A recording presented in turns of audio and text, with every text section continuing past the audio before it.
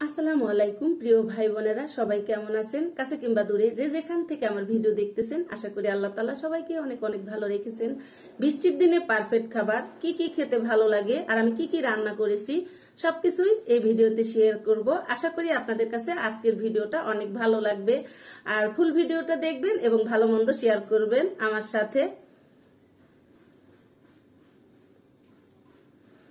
বিসমিল্লাহ বলে আমি সবকিছু গুছিয়ে নিয়েছি। এখানে আমি আলু কেটে নিয়েছি, ইলিশ মাছ মেরিনেট করে নিয়েছি, আলু মেরিনেট করে নিয়েছি, ডাল চাল একসঙ্গে ধুয়ে নিয়েছি আর বুটের ডাল সিদ্ধ করে নিয়েছি।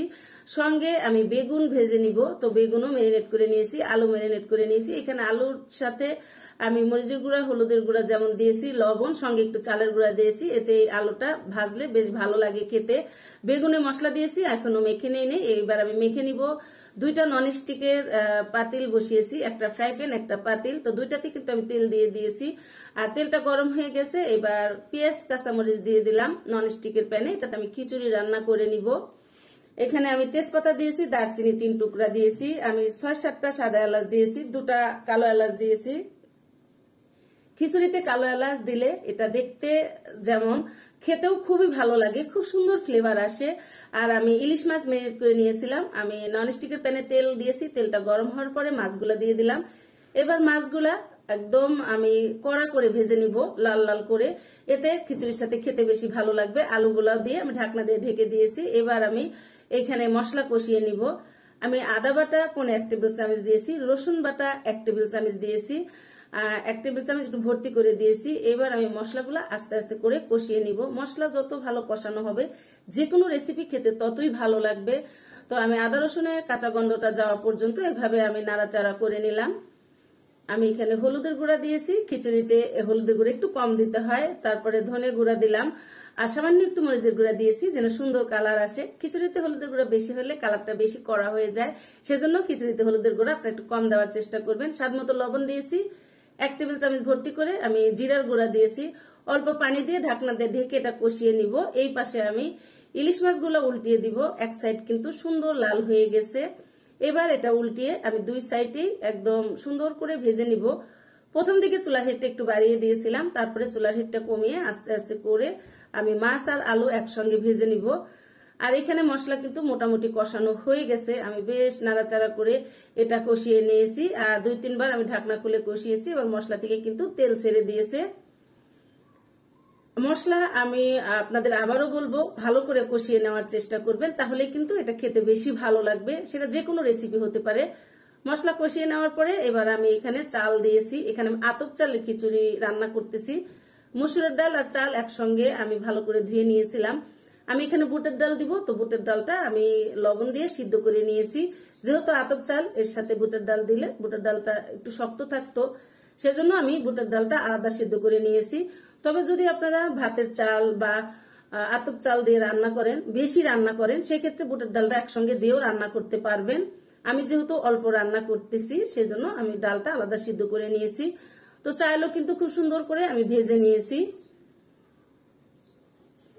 আর ভাজা হয়ে গেলে এখানে আমি গরম পানি দিয়ে দিব। আমি সবসময় গরম পানি দেওয়ার চেষ্টা করি, সেটা তরকারি হোক, খিচুড়ি হোক, পোলাও হোক, এতে এটা যেমন দ্রুত হয় তেমন ঝরঝরা হয়। তো আমি এখানে পানি দিয়ে দিলাম পরিমাণ মতো। এখানে আমি 1/2 কেজি চাল দিয়েছিলাম। তো এটা রান্না হতে হতে আমি মাছগুলা আবারও উল্টিয়ে দিয়েছিলাম মাঝখানে। তো এবার আমি কাছে থেকে দেখিয়ে দিচ্ছি, খুব সুন্দর করে আলুগুলা ভাজা হয়েছে, ইলিশ মাছও কিন্তু খুব সুন্দর ভাজা হয়েছে। কালারটা দেখে আপনারা বুঝতেছেন দেখতে যেমন সুন্দর হয়েছে, খেতেও মাশাআল্লাহ লোভনীয় হয়েছিল।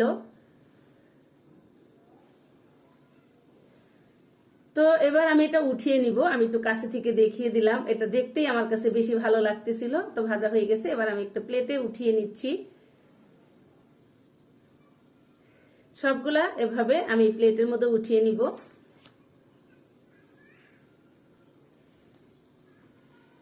উঠিয়ে নিলাম। এবার এই তেলের মধ্যে আমি বেগুন ভেজে নিব। যে একদম সবগুলা উঠিয়েছি আর একদম আলুগুলা কিন্তু একটু মুচমুচা হয়েছে, কারণ যেহেতু এখানে আমি চালের গুঁড়া দিয়েছি। এবার আমি সবগুলা বেগুন কড়াইতে দিয়ে দিলাম। এই মাছ ভাজা, ইলিশ মাছ ভাজা তেলে আলু ভাজিও যেমন ভালো লাগবে, বেগুন ভাজিও তেমন ভালো লাগবে। তো আমি ঢাকনা দিয়ে ঢেকে রেখেছি। এবার আমি খিচুড়িটা হয়ে গেছে প্রায়, মানে চালটা হাফ সিদ্ধ হয়ে গেছে। এই পর্যায়ে আমি ডালটা দিয়ে নাড়াচাড়া করে দিয়েছিলাম, যেহেতু ডালটা আমি সিদ্ধ করে নিয়েছি। তারপরে আবার আমি দমে রেখে দিয়েছি 10 মিনিটের মতো। আর এখানে কিন্তু বেগুন ভাজা হয়ে গেছে এক সাইড। আমি চুলার হিট প্রথম দিকে হাই হিটে রেখে তারপরে চুলার হিটটা একটু কম করে রেখেছিলাম, সেই জন্য বেগুনের কালারটা কিন্তু খুবই সুন্দর হয়েছে। আর এটাও কিন্তু আমি একটু চালের গুঁড়া দিয়েছিলাম। অবশ্যই আপনার যে কোনো জিনিস ভাজার ক্ষেত্রে একটু করে চালের গুঁড়া দিয়ে দেখবেন, যেমন এটা লেগেও যাবে না, তেমন কালারটা অনেক সুন্দর হবে। তো আমি কিন্তু সবসময় এরকম করে ভাজি। দেখতে লাল লাগতেছে, এতে কিন্তু পুড়ে যায় নাই, সুন্দর কালার হয়েছে, খেতে অনেক ভালো লাগছে। উপরটা একটু শক্ত শক্ত হয়েছিল। তো এটা উঠিয়ে নিয়েছি। এবার খিচুড়িটাও কিন্তু আমার একদম দমে রাখার পরে হয়ে গেছে। আমি একটা টমেটো দিয়েছিলাম শেষের দিকে। তো আবারও আমি নাড়াচাড়া করে ঢাকনা দিয়ে ঢেকে রাখলাম। আর গরম গরম এটা খেয়ে নিতে হবে, সেই জন্য এটা আর আমি বেড়ে দিলাম না, এটাতে রেখে দিয়েছি। আর বেগুন ভাজার পরে এখানে আমি কিছু পেঁয়াজ বেরেস্তা করে নিয়েছিলাম, সেটা উপরে একটু ছিটিয়ে দিলাম, বেগুনের উপরে দেখতে ভালো লাগবে। সবকিছু মিলে গুছিয়ে নিয়েছি আলহামদুলিল্লাহ। আর একটা ভিডিও যেহেতু অনেক বড় হয়ে যাবে, সেই জন্য এটা আমি 2টা ভিডিও করেছি। অর্থাৎ প্রথম ভিডিওটা রান্না করা, দ্বিতীয় ভিডিওটা আমি খেয়ে নিয়েছি, সেটারও ভিডিও করেছি। তো আশা করি আপনারা প্রথম ভিডিওটা দেখবেন এবং দ্বিতীয় ভিডিওটাও দেখার চেষ্টা করবেন। আমি একই দিনে 2টা ভিডিও দিব, 1 ঘন্টা 8 পিস করে, অর্থাৎ প্রথম পর্ব দ্বিতীয় পর্ব। সবাই ভালো থাকবেন, দোয়া করবেন। সবাই ভালো থাকবেন, আল্লাহ হাফেজ।